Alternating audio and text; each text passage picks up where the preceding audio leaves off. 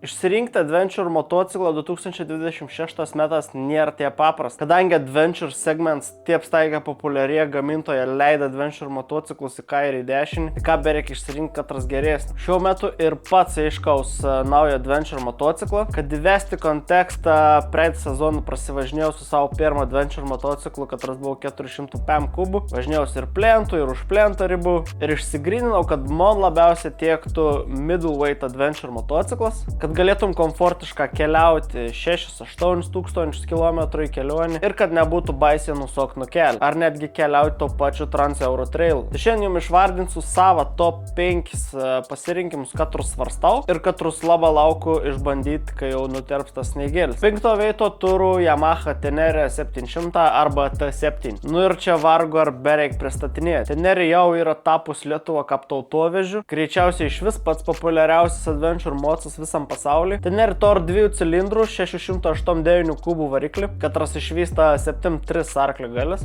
208 kg svoris, sėdynė 875 mm ir kaina nuo 11 iki 13 tūkstančių eurų. Priklausoma, kokią versiją pasirinks. Ir Teneris visa stiprybė yra anos paprastume. Ten yra maža elektronikas, labai paprastas surinkiems, turint bent minimalius įgūdžius ir neturint rankų iš šiknos išdygusių, gali ant pats vės išrinkti ir surinkti prie kelių sustoja. Turbūt vienas geriausių rinkas kainų išlaikymų, tai reiškia per jūsų turėjimą to motociklą ano vertė nukris mažiausiai. Vien dėl to, kad lietuvė labai milton motociklą. Minusas man asmeniškai yra ano aukštis, kaip minėjau, 875 mm, tai žemesnių ūgių žmonėm gali būti kiek sudėtinga. Aišku, yra ir žemintas sėdynis opcija, kad sumažina iki 8.6 ir aišku, kaip kiekvieną mocą galima žeminti per pakabą, ko daryti nelabai rekomenduoju, nes labai keits motociklas paliks. Bet tau pačiu Tenere yra aukšta. Ir aukšta ne tik per sėdėnį, bet ana yra aukšta nuo žemės pakelt. O kontas daro, tai iškelia nuo svorio centrą ganėtinai aukštą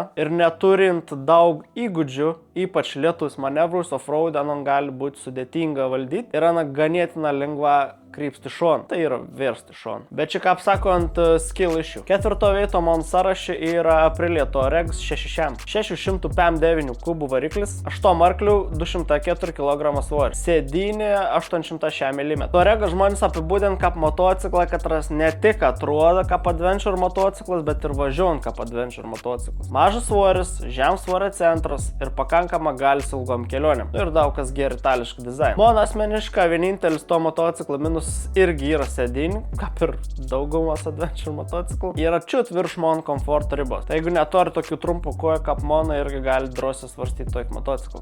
3 veito Honda Transalp 7 PM. Jeigu vienu žodžiu reikėtų apibūdinti ton motociklą, aš anon apibūdinčiau kaip ramybė. 700 PM5 kubą, 90 arklių, sėdynė 800 PM, kas yra jau mano idealų savo. Svoris 210-216 kg priklausoma kokią versiją imsit, nes šiuo metu jau egzistuoja ir E-Clutch versijas. Automata kaina apie 11 tūkstančių. Transalps, kaip ir dauguma Hondos technikas, yra pagal japonų filosofiją padaryta, kad tor kaip samurajaus kardas laikyti ir laikyti ilgą. Tas motociklas yra kaip Priusas. Nieks turbūt nesapnaun apie Priusą, kaip norėtų anon turėti, bet Priusas greičiausiai važiaus ir nuvažiaus toliau negu bet katра kita mašina. Lygiai taip pat ir Transalpsons. Nėra apkrauts, geras subalansuots ir garantauta grįžnumai. Iš minusų galėčiau nebent įvardinti būtent to charakterį trūkumą, nes aš asmeniškai nežinau, ar būtų įdomu netgi kur turinį apie Transalpą. Greičiausiai, kad ne. Prieš pereinant prie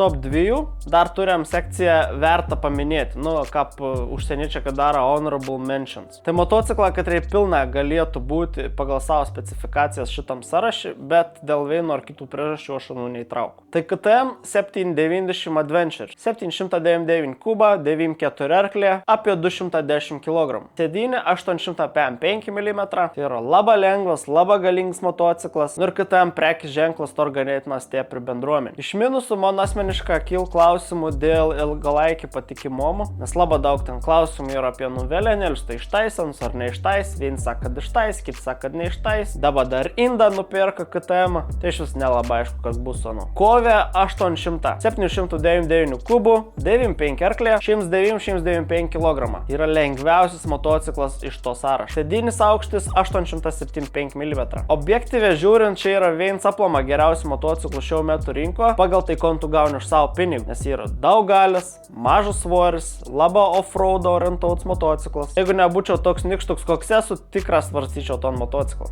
Antro veito turim Vogue, nežinau dar ką aptart, 800 ralį. Ir dabar vėl aišku bus, kas sakysiu, taigi čia kinietis, taigi jau nudegė nuo kiniečių. Bet man iš tikrųjų vėliava un baka nelaba svarbi. Tuo labiau, kad didžioji dalis gamintojų gaminas dalis Kinijoje, tas pats BMW ir partneris su Vogue. Ir Kinija jau seniai nebėra ta šalis, kad gamint šūdą. Gamin ir šūdą, bet turiu omeny, kad ne viskas, kas išreid iš Kinijos seinas ir šūdą. Trumpa apie motociklą. 798 kubą, 94 arklė, 213 kg. Sėdynė 805 mm, vėlgi untribos maniai. Kas įdomiausia, baks yra 24 litrų, toks kā pas Teneri World Raid Edition. Kaina apie 9000 eurų. Tai kelionėms galės pakaktų tikra, didelis baks leistų važiuoti didelius atstumus be sustojimų, o ir kaina tikra draugiška. Iš minusų tai yra ilgalaikis patikimoms, naus brands, naus products, nelabai yra kažkokių tai ilgalaikio atsiliepimų, bet iš kitos pusės turi garantiją. Ir jeigu pats žina, ką prižiūri,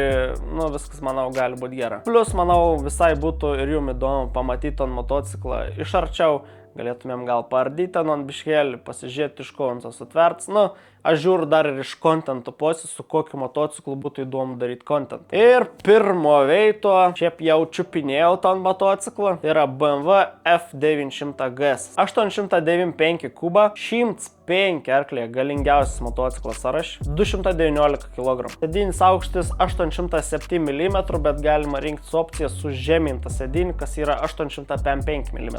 Tai iš pliusų yra labai daug technologijų ten prikrauta, daug galis provokuojantis motociklas. Jau kiek teko čiupinėti, labai rimtas surinktas atrodo, BMW vis tiek yra kokybės ženklas. Ir visai neblogus vertės išliekamoms. Ir minusas yra aišku kaina. Kainon daug, nori prisidėti priedą kainon daug. Kai kurių priedų be kitų priedų negali dėti, tai labai išsiput tą kainą motociklą. Bet jeigu pataikyt, kaip išpardavė deminius motociklus, gal visai ir eitų įpirkti. Arba turėčiau pradėti reklamuoti ant raudoną tepalą ir lažybų punktus.